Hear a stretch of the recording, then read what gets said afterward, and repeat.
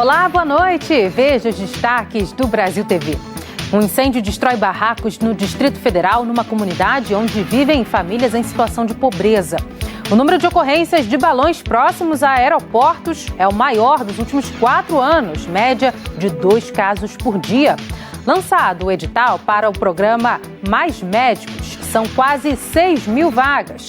E ainda, sem chuva há 13 dias, a qualidade do ar em São Paulo piora e aumenta o número de internações e atendimentos por doenças respiratórias. Segunda-feira, dia 22 de maio, Brasil TV já está no ar.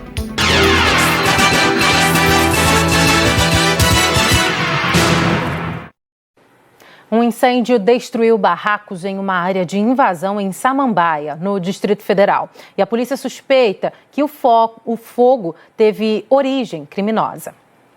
A Rose perdeu tudo o que conquistou até hoje, mas chora porque conseguiu salvar o que tem de mais valioso. Só peguei a minha bebecinha e saí correndo na hora.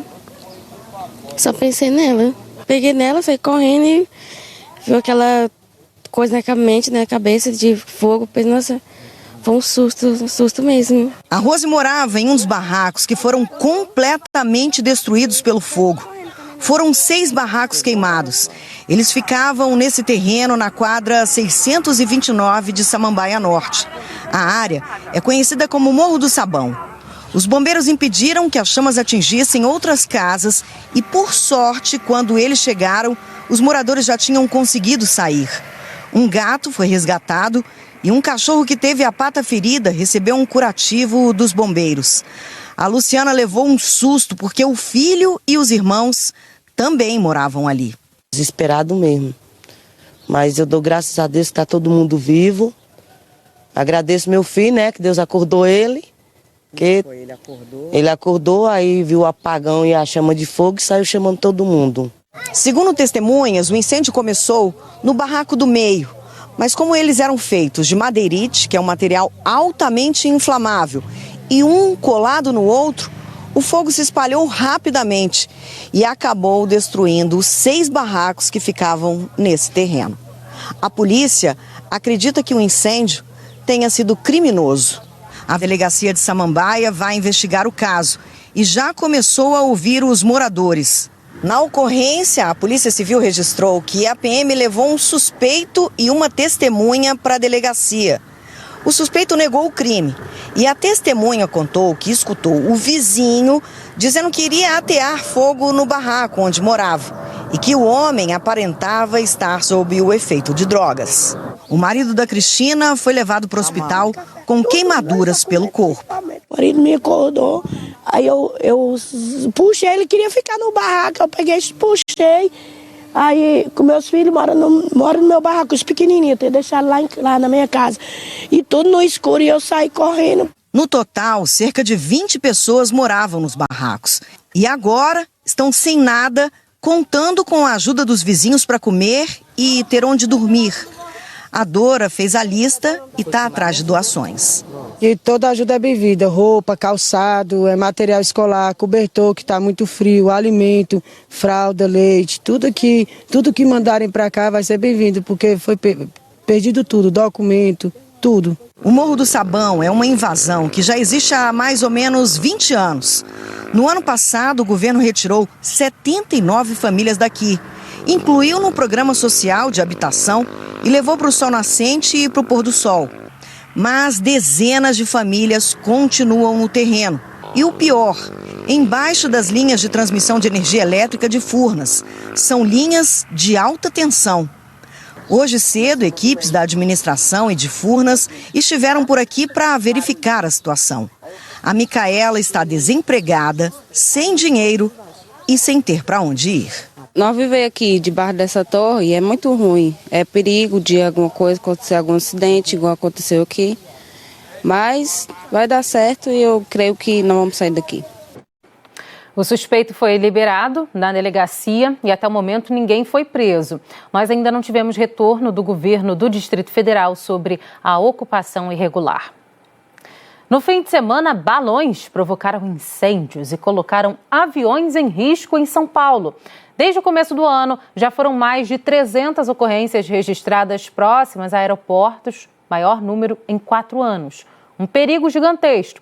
Fabricar, transportar ou soltar balões é crime. A pena é de até 3 anos de prisão.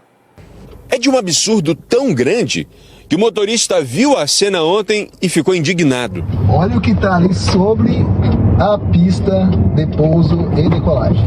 Olha o tamanho desse balão. No pátio do aeroporto de Viracopos, em Campinas, dava para ouvir as turbinas ligadas quando o balão se aproximou perigosamente das aeronaves. Um caminhão dos bombeiros cruzou a pista a toda velocidade atrás do balão, que pegou fogo assim que tocou o chão. A concessionária que administra Viracopos disse que não era apenas um, mas 3 balões. A situação foi controlada rapidamente e pousos e decolagens não foram afetados. Moradores de Curitiba também levaram um susto ontem, quando um balão se enroscou na fiação elétrica de uma avenida bastante movimentada. A rua precisou ser fechada e centenas de pessoas ficaram sem luz.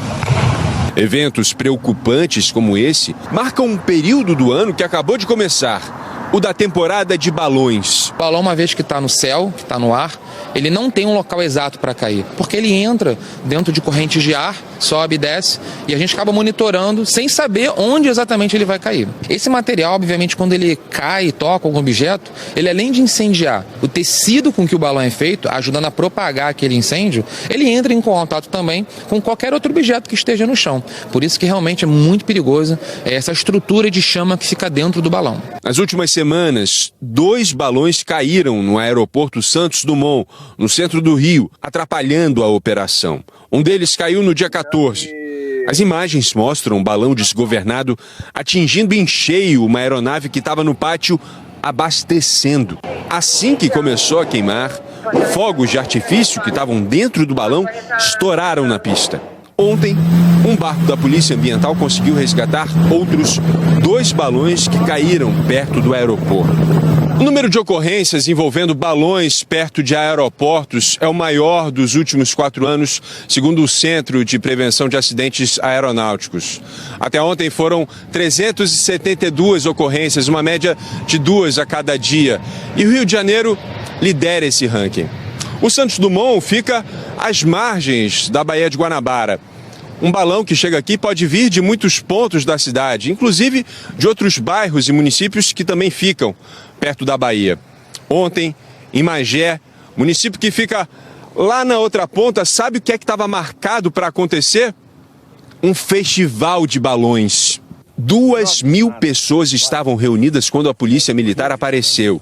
Os agentes ambientais chegaram ao local ainda na madrugada, depois de terem recebido informações encaminhadas pelo programa Linha Verde, do Disque Denúncia. Os policiais apreenderam um balão com cerca de 50 metros de comprimento, 2 botijões de gás e centenas de quilos de material para a confecção de novos balões. Apesar da imensa quantidade de baloeiros que participavam do festival, ninguém foi preso. Balão mata, soltar balão é crime. Balão não é cultura. Mata animais, matam pessoas, matam espécies de plantas. Não é brincadeira, é crime. Um motorista de aplicativo foi preso no Acre depois que ele postou um vídeo levando uma menina de 14 anos para um motel. Um motorista de aplicativo foi preso com uma adolescente de 14 anos dentro de um motel do 2º distrito da capital Rio Branco. Ele foi denunciado por colegas de profissão após encaminhar vídeos chegando ao estabelecimento com a menor dentro do carro dele. No vídeo, o motorista aparece chegando ao estabelecimento e diz: "Vamos entrar aqui que as corridas estão devagar. Está muito devagar. Não está compensando. Vamos tirar o estresse." Ele virou o telefone para mostrar a menina e começou a passar a mão no corpo da adolescente. Após ser preso no interrogatório, o homem confirmou que essa era a segunda vez que ia ao motel com a adolescente e que pensava que ela tinha 15 anos. Ele foi indiciado pelo crime de divulgar cena de sexo com menor e teve a prisão mantida em audiência de custódia. Eudérico Silva, para o Brasil TV. Agora falando sobre violência contra a mulher. Uma microempresária acusa o ex-namorado de descumprir medidas protetivas no Distrito Federal. E essa semana ele vandalizou o local de trabalho dela.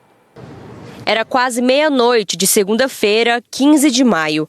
O homem foi flagrado por uma câmera de segurança escalando o portão de um salão de beleza em Ceilândia. Não dá para ver nas imagens, mas foi nesse momento que ele rasgou o banner da fachada do salão. Esse outro vídeo, gravado por um vizinho, mostra quando ele desceu pelo portão e foi embora. Ele deixou o local tranquilamente. Toda a ação durou cerca de 5 minutos. A dona do salão é esta mulher, que vamos manter a identidade preservada. Ela diz que o homem que aparece nas imagens é o ex-namorado.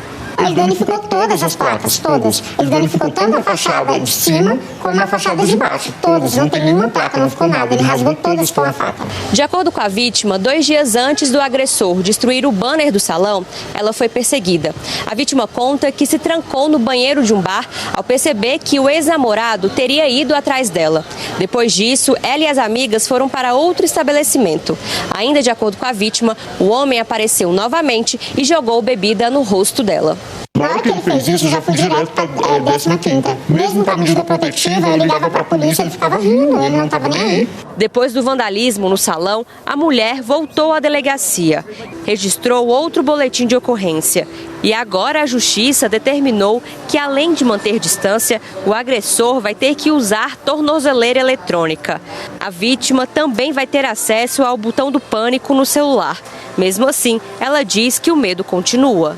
Eu espero da polícia proteção. Eu tenho a minha vida, tenho meu filho que depende de mim, então para mim eu tenho muito a perder. Eu espero que ele entenda que eu preciso seguir a minha vida, que realmente acabou e que ele siga a vida dele. Segundo a Secretaria de Segurança Pública do Distrito Federal, os dados mais recentes de Lei Maria da Penha são de janeiro a março. Nesses 3 meses foram registradas 4.290 ocorrências. A média é de 48 casos por dia. A polícia de São Paulo faz buscas para localizar e prender o restante da quadrilha que tentou invadir e furtar uma joalheria no centro da capital neste domingo. 2 bandidos foram presos. Câmeras de segurança flagraram os bandidos que chegaram a montar uma barraca para entrar no estabelecimento.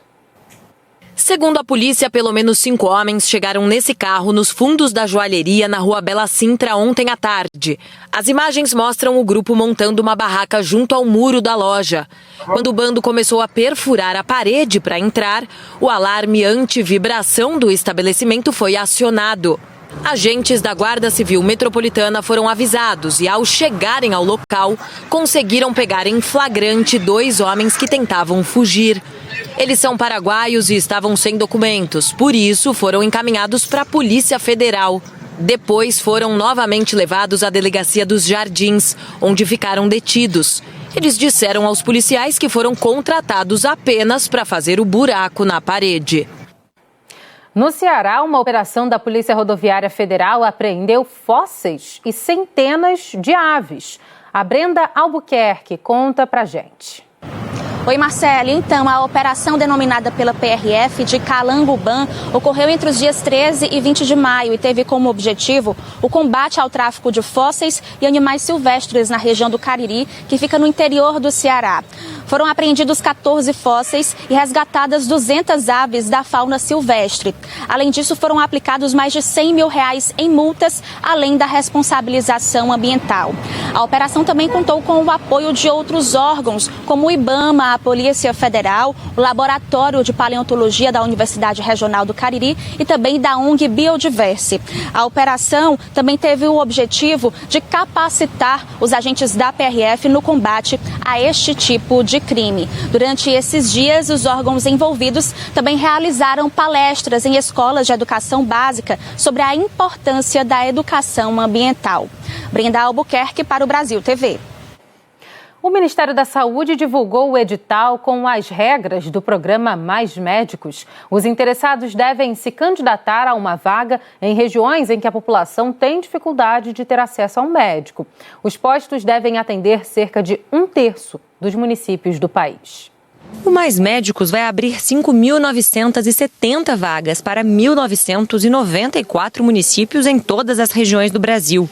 Pelo edital, os participantes do programa vão ter a oportunidade de fazer especialização em medicina de família e comunidade e mestrado em saúde da família. Médicos formados aqui ou com diploma revalidado terão prioridade, mas também podem participar os profissionais formados no exterior. O salário será de R$ 12.300. Além do auxílio moradia. E o tempo do contrato agora está maior, mudou de 3 para 4 anos, podendo ser prorrogado pelo mesmo período. Atualmente, 8.000 profissionais atuam no programa Mais Médicos. A maioria das vagas de agora são de postos abertos nos últimos 4 anos e que não foram preenchidos, além de 1.000 vagas para os estados da Amazônia Legal. 45% dos postos de trabalho serão em regiões de vulnerabilidade social, que costumam ter dificuldade para conseguir médicos. Quem for para essas regiões e ficar ao menos 3 anos, receberá um adicional que pode chegar a 20%. Depois da validação da inscrição, os candidatos vão poder indicar até 2 lugares em que preferem trabalhar. Se mais de um candidato escolher o mesmo município, a decisão vai levar em conta quem mora mais próximo ao local de atuação, quem tem mais tempo de formado e mais idade. Até o fim do ano, o governo quer ter 28.000 profissionais no programa Mais Médicos, que, de acordo com o Ministério da Saúde, é responsável por redução nas internações no país. Uma população que antes procurava a unidade de saúde e não tinha médico passou a encontrar esse profissional. Depois começaram a ser publicados os estudos demonstrando a queda de internações. Então, na medida que a pessoa é atendida na atenção primária e tem o seu problema resolvido na atenção primária, ela não precisa procurar o hospital. A previsão é que os profissionais comecem a atuar nos municípios no fim do mês de junho. As inscrições podem ser feitas a partir da próxima sexta-feira, dia 26, até o dia 31 de maio, no site do programa. O novo boletim Infogripe da Fiocruz faz um alerta para as síndromes gripais no Maranhão. Segundo o estudo, está mantida a tendência de alta nas internações de crianças causadas por síndrome respiratória aguda grave. De março a abril, 36% dos leitos pediátricos dos hospitais públicos do Maranhão foram ocupados por crianças com sintomas da síndrome respiratória aguda, segundo dados da Secretaria de Estado da Saúde. A Fiocruz monitora a síndrome respiratória aguda grave em todo o país, que no Maranhão há o crescimento de 2 tipos de vírus. Um nas crianças, o vírus sincicial respiratório, que provoca o aumento de casos de bronquiolite. Pelo estudo da Fiocruz, o influenza é o vírus que mais tem adoecido adultos. As síndromes gripais respiratórias agudas graves já são um alerta nacional. O estado do Amapá decretou emergência em saúde pública por causa do aumento de casos. Por isso, uma força-tarefa foi montada para atuar no estado enquanto durar a emergência sanitária. O Maranhão vai integrar a ação com o envio de 96 profissionais da saúde aqui do estado, que devem embarcar na próxima semana para o Amapá.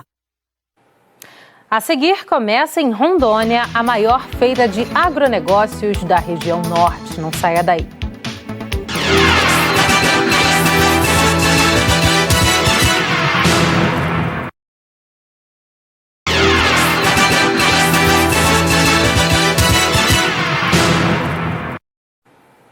Brasil TV de volta falando da falta de chuva em São Paulo. O mês de maio nem acabou e já é o mais seco desde 2020. A capital está sem chuva há 13 dias. E, claro, a falta de chuva traz a secura e a qualidade do ar fica pior. E a consequência da baixa umidade é um dos principais riscos para a piora de doenças respiratórias. O céu da capital amanheceu assim, coberto por uma camada densa de poluição. E o reflexo disso está nas ruas. Soro fisiológico garantido na compra da Liamara na farmácia hoje de manhã. Essa é uma das estratégias dela contra o ar seco. Para lavar as narinas, né? Porque o tempo seco deixa todo mundo ruim. Com as narinas ressecadas, com ardência, a garganta seca, arranhando. E a Adriana com 3 litros de água no carro. Muita sede. Esse tempo seco acaba com a minha garganta. Tenho bronquite. Eu dirijo bebendo água. A Sueli foi para a academia malhar, mas evitando os exercícios ao ar livre. Pior, né? Porque aí fica seca a garganta. Imagina eu alérgica. Acordo de manhã tossindo, espirrando. Então a gente sente a garganta seca, né? Não chove, precisa chover, né? A Sueli está certa. Evitar esforços físicos pesados ao ar livre é uma forma de se proteger do ar mais seco.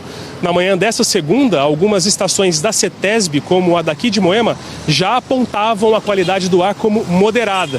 São vários fatores e o volume de trânsito que a gente vê aqui na Avenida Ibirapuera ajuda a entender um pouco do porquê. São efeitos comuns para essa época do ano, mas acentuados por um mês de maio, ainda menos chuvoso do que de costume. Desde janeiro, o mês de maio apresentou a pior média de chuvas para o período na capital. Até agora, o mês registrou 26 milímetros de chuva, 60% abaixo da média histórica, que é de pouco mais de 66 milímetros. O inverno chega e a chuva vai sumindo. Com isso, as partículas inaláveis, essas partículas fininhas, elas ficam na atmosfera. A gente até vai vendo que o carro vai ficando sujo, o quintal cada vez mais sujo, porque não chove. Então, grandes vias, muitos veículos, acabam até ressuspendendo essas partículas. Por isso, a gente orienta que a população evite praticar esporte perto de via. Evite atividades próximo da hora do almoço, quando o sol é intenso. Segundo os pneumologistas, o tempo seco é um dos principais riscos para piora de doenças respiratórias.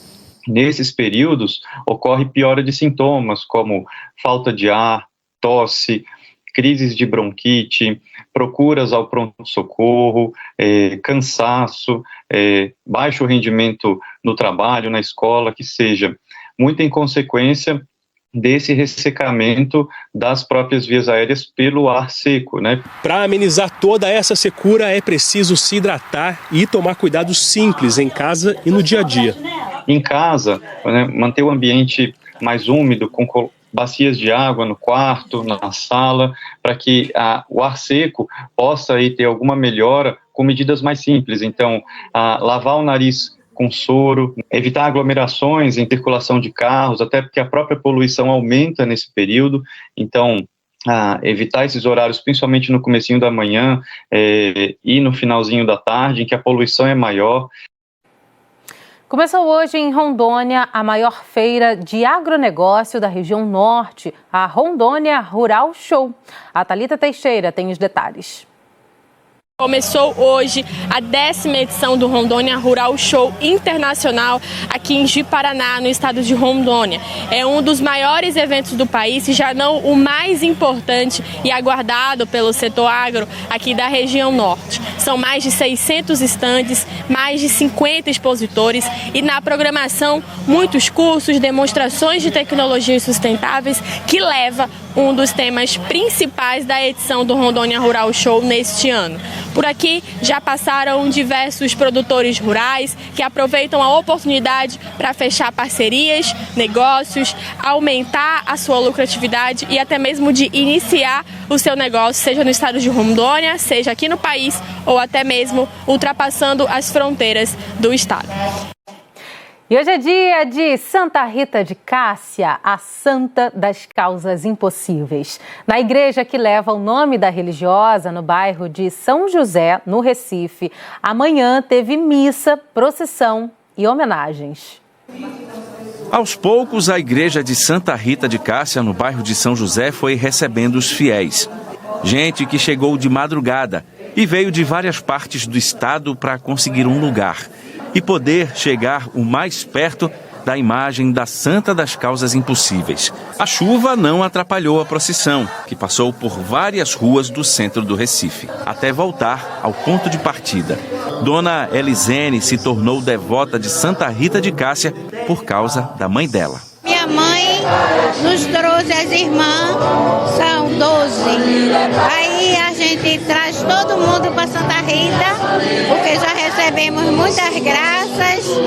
Aí agora a mamãe está acamada com 87 anos, mas eu estou aqui orando por ela, né? Larissa tem 8 anos. Foi a tia dela quem trouxe. Por que Santa Rita de Cássia é importante para você? Porque ela ajudou as pessoas.